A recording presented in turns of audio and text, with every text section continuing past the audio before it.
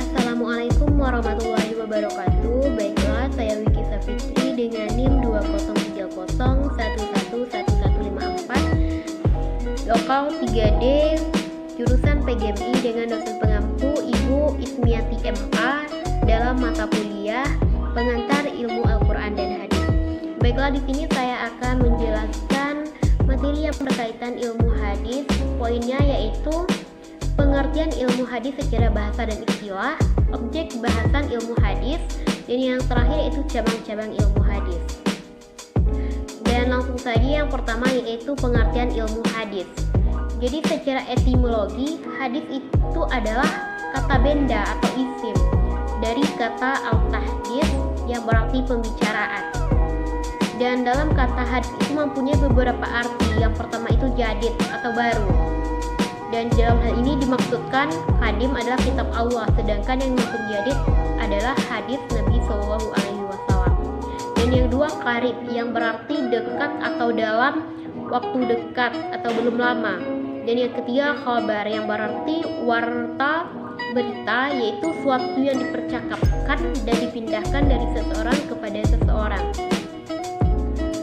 Dan yang selanjutnya yaitu objek bahasan ilmu hadis. Jadi yang pertama dapat kita lihat yaitu mengetahui kualitas hadis.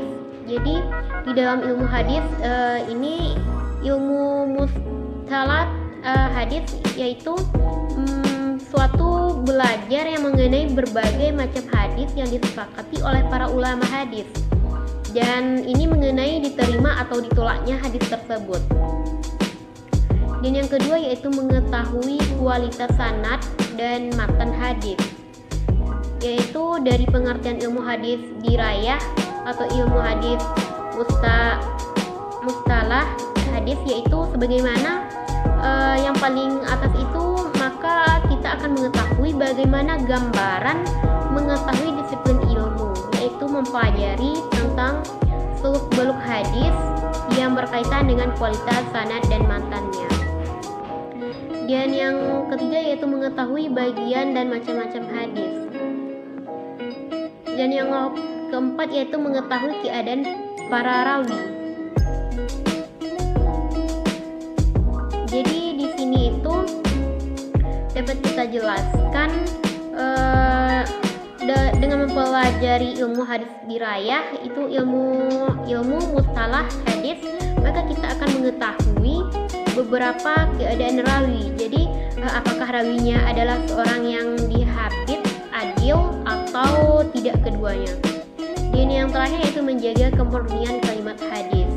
Nah, di satu ini peran penting terwujudnya ilmu hadis dirayah itu adalah menjaga dan memurnikan hadis dari segala macam yang tidak bersumber dari Nabi Muhammad SAW.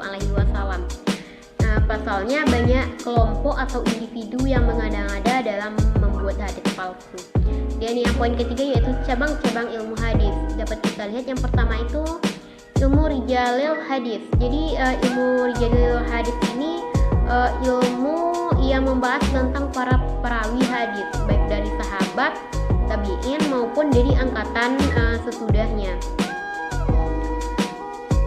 Dan ilmu hadis itu dapat kita ketahui itu keadaan para perawi menerima hadis dari Rasulullah SAW dan keadaan para perawi yang menerima hadis dari sahabat dan seterusnya, bermulaan dari ulama yang menyusun kitab riwayat ringkas para sahabat ya, dan dia ialah Al-Bukhari pada tahun 256 Hijriah.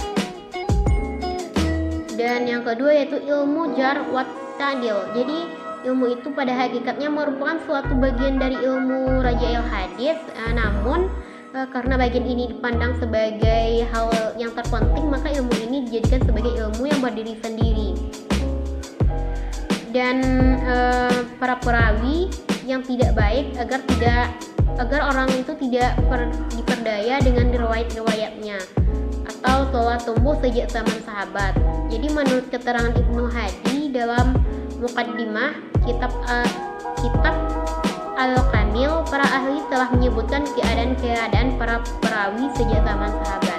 Dan yang ketiga yaitu ilmu ilayul hadis. Jadi di sini itu ilmu yang menerangkan sebab-sebab yang tersembunyi atau tidak nyata yang dapat mencatatkan hadis baik dari sisi sanad maupun matannya. Jadi menyambung yang munkatin atau merafatkan yang mauquf, memasukkan satu hadis ke dalam hadis yang lain, dan yang serupa itu semuanya bila diketahui dapat merusak kesahihan hadis. Dan yang keempat yaitu ilmu nasil wal mansukh. Jadi ilmu nasil wal mansukh itu yaitu ilmu yang menerangkan hadis-hadis yang sudah dimansuhkan dan yang menasihnya. Jadi apabila didapati suatu hadisnya makbul, tidak ada yang memberikan perlawanan, maka hadis tersebut dinamai muhkam. Dan yang kelima yaitu ilmu ashab huruf al-hadis, yaitu ilmu yang menerangkan sebab-sebab Nabi yang menurunkan sabdanya dan masa-masa Nabi menurunkan itu. Jadi penting sekali kita ketahui, karena ilmu itu mendorong kita dalam memahami hadis, sebagaimana ilmu asbabun nuzul mendorong kita dalam memahami Al-Quran. Dan yang terakhir yaitu ilmu talfiqil hadis. Jadi ilmu talfiqil hadis ini yaitu ilmu yang membahas tentang cara mengumpulkan hadis-hadis yang isinya berlawanan. Mungkin itu yang dapat saya sampaikan. Mohon maaf jika ada kesalahan. Akhirul kalam.